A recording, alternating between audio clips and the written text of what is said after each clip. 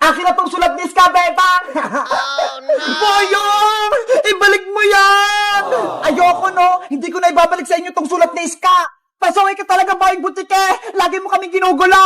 Gusto namin si Iska! Kaya gusto namin na mabasa yung sulat niya! Asos! Hindi mo lang talaga miss si Iska, princess eh! Ang gusto mo, yung padala niyang chocolate! Hindi yan totoo, Boyong, no? Kaibigan ko si Iska! Kaya sobrang miss ko siya! Kunyari ka pa, kinain mo nga kaagad ang chocolate niya. Boyong, nakikusap ako sa'yo. Ibalik mo yung sulat ni Iska. Please. Ibibigay ko lang sa inyo to kung may kapalit. Gusto ko yung hawak mong chocolate na Toblerone, Bebang. Ayaw namin, no? Ang sarap kayo ng chocolate. Tapos ibibigay lang namin sa'yo. Hindi pwede, no?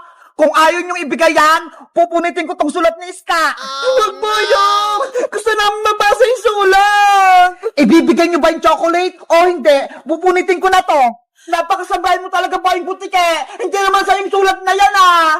Bebang, huwag kang pumayag sa gusto ni Boyong. Pagbilang kong 3, pupunitin ko na to. 1, 2, 3.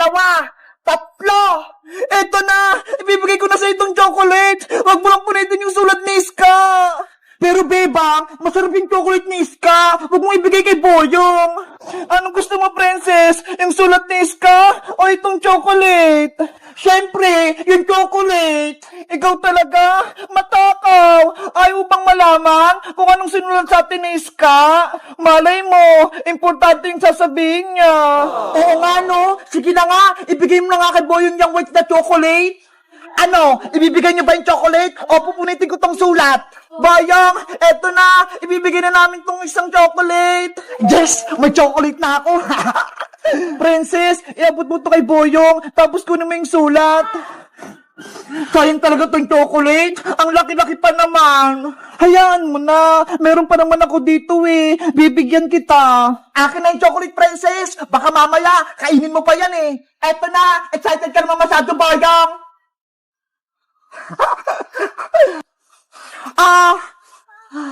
Wow! Chocolate! Ang laki! Ibigay mo na sa akin yung sulat ni Iska! Oh, sa'yo na tong sulat! Princess! Halika na rito! Bilis! Bebang! Eto na yung sulat! Yay! Nabawi na natin tong sulat ni Iska! Sa wakas, makakain ako ng chocolate. Panigurado, masarap to. Bubuksan ko nga. Ano to? Walang laman? Walang chocolate? Akala mo, may isa mo kami, Boyong, na nasa akin yung laman ng chocolate? Eto ha? Ano? Nakibibang yung chocolate ko? Kinuha ko tong laman bago ko ibigay yung chocolate sa'yo. Ang galing mo, Beba! Naloko mo si Boyong! Hoy! Akin ang chocolate ko! Bebe! Hindi namin ibibigay sa'yo ta! Princess, halika na! Pasok na tayo sa bahay! Wala kang chocolate, Boyong! Bebang! Princess! Lagot kayo sa akin! Guys, nabawi na namin yung sulat kay Boyong. Ang ganda ng plano ko, di ba? Sa tingin nyo guys, ano kayong sinulat sa amin ni Iska? Mag-comment lang kayo para sa part 3. Bye-bye! Princess, bilis! Umuwi na tayo! Malapit na tayo sa bahay! Sakit lang naman, Bebang! Mabigat tong karga ko!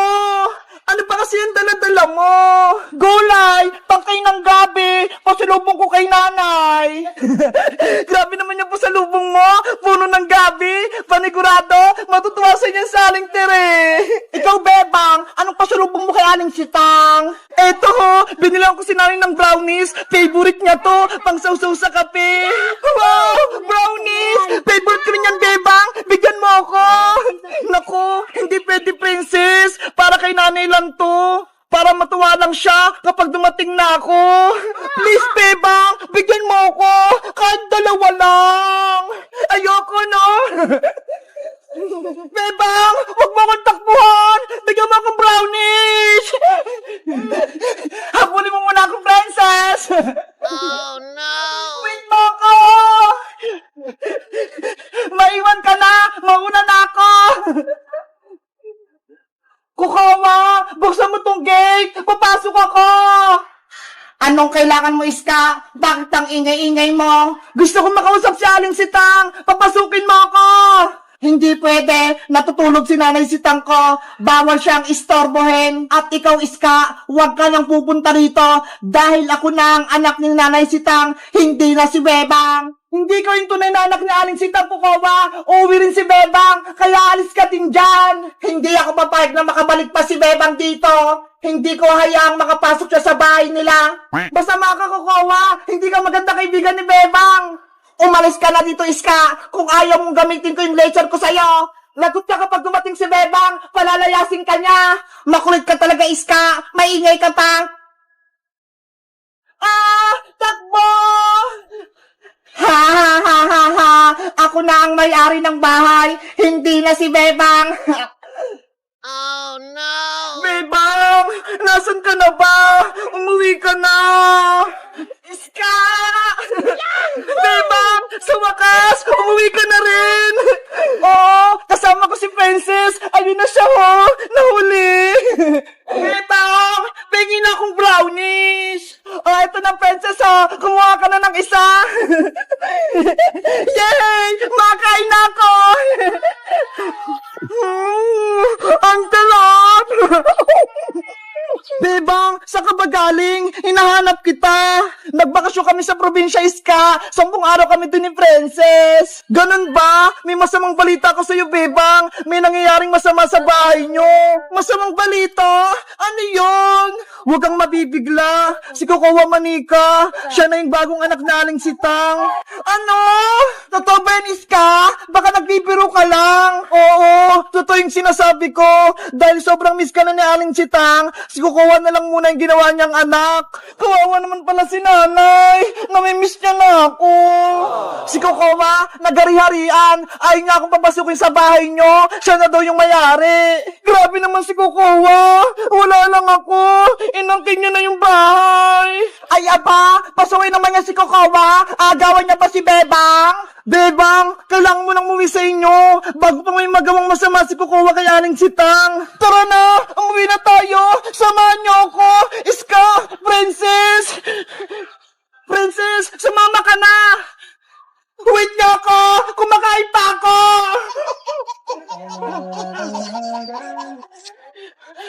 Nanay! Nanay! Bebang, basahin mo! May nakasulat sa doorbell! Ano yan? Bawal pumasok si Bebang dito. Bay Kokowa? Hala, bakit? Bay ko rin naman to, ah. Bakit bawal akong pumasok? Ang sama-sama naman ng Kokowa na yan. Inaagaw yung bahay nila, Bebang. Sabi ko sa'yo, Bebang, may nangyayaring hindi maganda. Nanay, si Bebang puta. Buksan niyo yung pinto. Nakauwi na si Bebang. Hindi ko siya papapasukin dito dahil ako na ang bagong anak ni Nanay Sitang.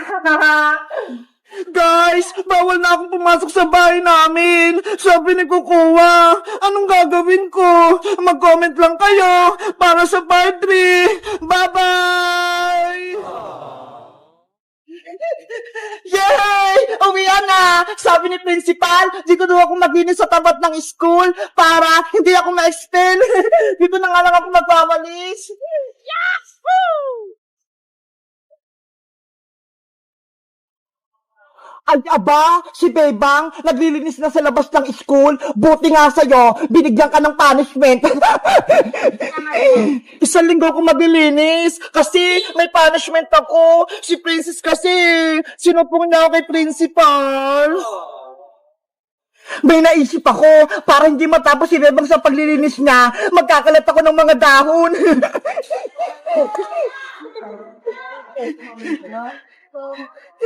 Ito yung mga dahon na ikakalat ko para marami.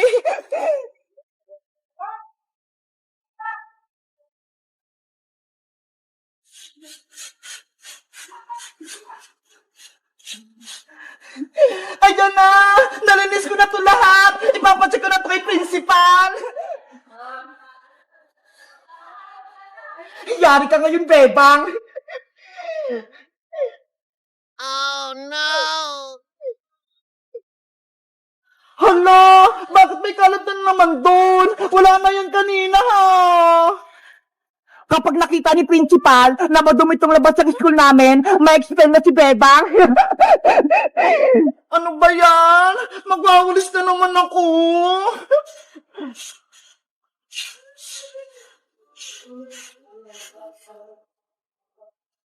Ayan!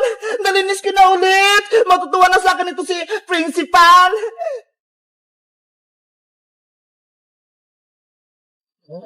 Magkakalat pa ako para mahirapan si Bebang!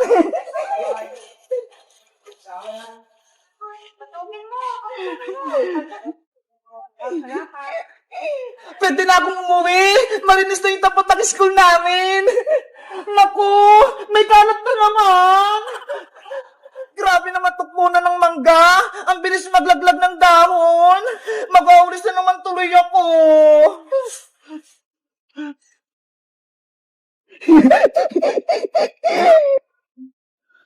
Unang araw pala ng paglilinis ko dito sa school, pagod na ako. Ang daming kalat.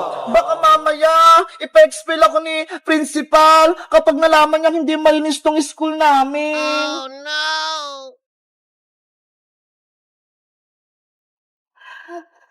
Ayan! Nalinis ko na lahat! Ipapacheck ko na ito kay Principal para makita niya. Yahoo!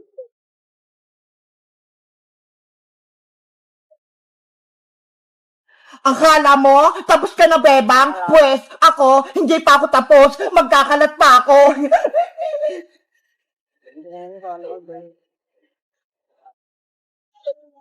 Oh no! Hala! May nagkakalat doon! Ay! Sino ka? Ayan na si Bebang! Magtatago na ako!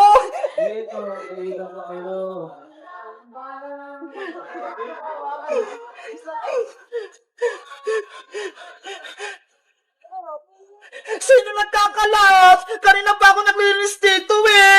Napapagod na ako! Ayos! Hindi ako nakita! Ano ba yan? Ang dami na namang kalat! Guys, alam nyo ba kung sino nagkakalat dito sa nililinisan ko? Para may sugbo ko yung principal, mag-comment lang kayo! Bye-bye!